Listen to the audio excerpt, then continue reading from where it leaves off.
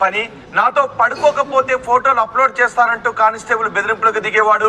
Constable Pradeep phone నిండా అశ్లీల ఫోటోలే ఉన్నాయి. అశ్లీల ఫోటోలు, అశ్లీల వీడియోలే కానిస్టేబుల్ ఫోన్ లో ఉన్నాయి.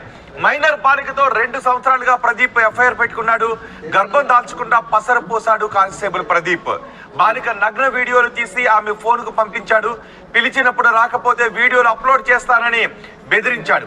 చేసేదేం లేక కానిస్టేబుల్ కు లొంగిపోయింది ఆ బాలిక. బాలిక కుటుంబ సభ్యులను సైతం బెదిరించాడు కానిస్టేబుల్ ప్రదీప్. షీ టీమ్ సాయంతో రాజేంద్ర నగర్ పోలీసులకు ఫిర్యాదు చేశారు బాధితులు.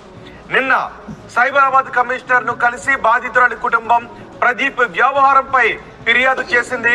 ఉన్నతాధికారులు సీరియస్ అయ్యారు. శంషాబాద్ ఎయిర్పోర్ట్ పోలీస్ స్టేషన్ లో కానిస్టేబుల్ గా పనిచేస్తున్నాడు ప్రదీప్. 2020 బ్యాచ్ కు చెందిన ప్రదీప్ రాజేంద్ర నగర్, కొంపల్లి, కుకటపల్లి ప్రాంతాలలో గతంలో విధులు నిర్వహించాడు. పనిచేసిన